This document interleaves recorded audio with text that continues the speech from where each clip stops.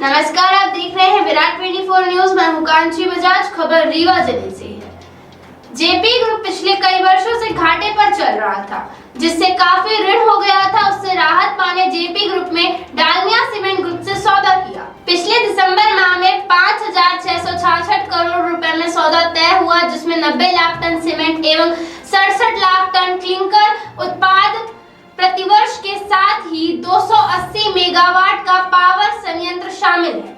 दिसंबर में हुए एग्रीमेंट के बाद 4 माह बाद चुनार प्लांट को डालमिया ने शुरू किया, जहां वर्करों व ट्रांसपोर्टरों का भुगतान नहीं किया गया, जिससे लोगों में आक्रोश व्याप्त हो गया और लोगों ने उग्र आंदोलन व प्रदर्शन शुरू कर कंपनी का कार्य पूर्ण रूपेण ठप कर दिए, जिसके दौरान एक श्रमिक की मौत भी हो गई।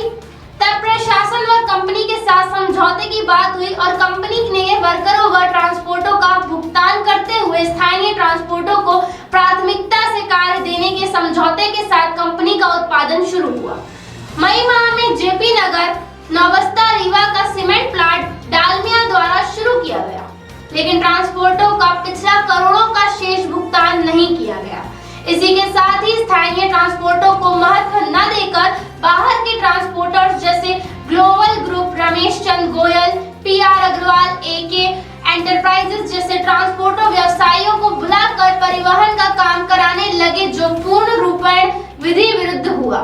सीमेंट कंपनी के स्थापित होने के समय स्थानीय भूमि स्वामियों के साथ शासन, प्रशासन एवं कंपनियों के बीच त्रिस्तरीय समझौता हुआ था, जिससे तीनों पक्षों को मानना पड़ेगा। जो पक्ष उस समझौते को नहीं मानता, उसके विरुद्ध दंडात्मक कार्रवाई होनी चाहिए।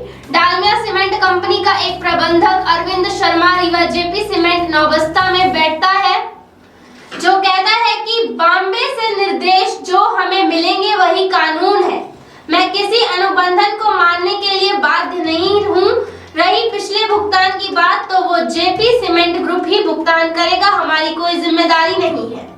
जेपी सीमेंट के मालिकान यहाँ रहते नहीं है, DS राणा ही सब कुछ है, जो ना तो हम ट्रांसपोर्टर्स को भुगतान करा रहे हैं, ना ही कोई विधि समझ संतोष पूर्व जवाब दे रहे हैं।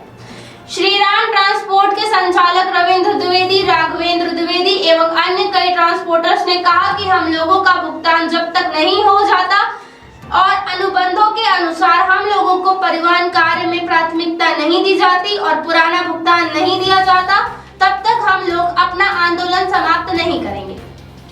सीमेंट कंपनी के प्रबंधक जो धमकी दे रहे हैं, उससे हम लोग डरने वाले नहीं हैं।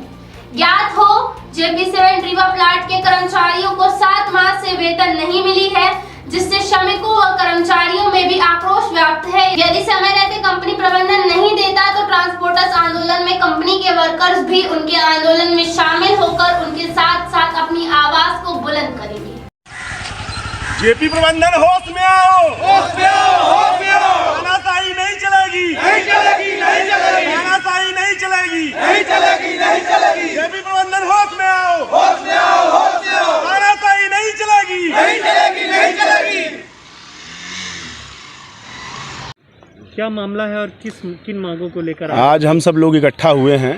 हमारा परिवहन का काम है, ट्रांसपोर्टेशन का। यहाँ पेमेंट की समस्याएं लगातार 2 साल से चल रही हैं। प्रबंधन से लगातार बात होने के बाद भी उनके द्वारा पेमेंट नहीं किया जा रहा है। अभी पिछले 2 हफ्ते पहले इनसे मीटिंग हुई थी, तो इनने बोला था कि जो पिछला बकाया है इसका हम पेमेंट हर हफ्ते करके देंगे।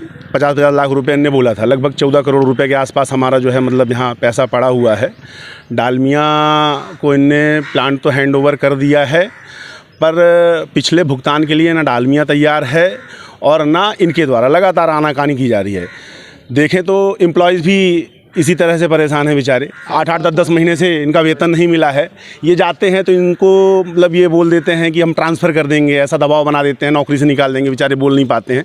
यहाँ की स्थितियाँ बहुत ही विकराल और रूप धारण कर चुकी हैं और आने वाले समय में निश्चित तौर पे एक बड़ा आंदोलन होगा। हम सब परेशान हैं। हमारे साथ ये करार किया गया था, ये जेपी सीमेंट द्वारा ट्रांसपोर्टेशन कार्य का, ये इसका कॉन्ट्रैक्ट लेटर है।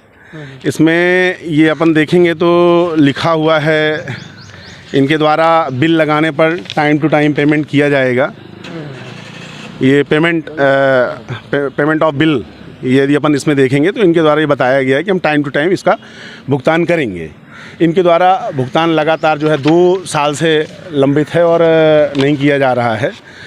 और इनके द्वारा यदि अपन देखें तो रेलवे के जो भाड़े हैं, क्लिंकर परिवहन के लिए रैक लगाते हैं, उसका एडवांस पेमेंट करके, क्योंकि वहाँ काम इनका बाधित होता है तो ये वहाँ तो करते हैं, लेकिन हम ट्रांसपोर्टर्स का ये लगातार शोषण कर रहे हैं। इनके द्वारा मतलब पेमेंट नहीं दिया जा रहा है। आज हम लोग एक लंबे समय से इंतज़ार करते करते मतलब इंतज़ार की जो है मर्यादा और एक सीमा जो है वो ख़त्म हो चुकी है। और हम लोगों ने मतलब लगातार बात करने की कोशिश की। आज भी हमने प्रबंधन को बोला था बात करने के लिए, पर उनके द्वारा कोई भी आदमी यहाँ उपस्थित नहीं है, आप खुद देख सकते हैं। और स्थितियाँ लगातार यहाँ पे जो है मतलब बिगड़ती जा रही हैं। क्या मांगे हैं और क्या आगे की? हम लोग तो बस यही चाहते हैं, देखिए साहब कि एक लंबे समय से हम लोगों का पेमेंट फंसा हुआ है।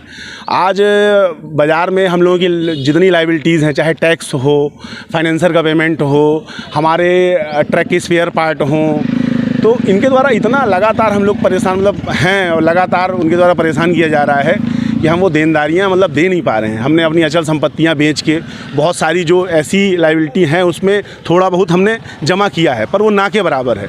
उनके द्वारा लगातार हम लोगों के ऊपर दबाव बनाया जा रहा है। हम लोगों की मानसिक स्थिति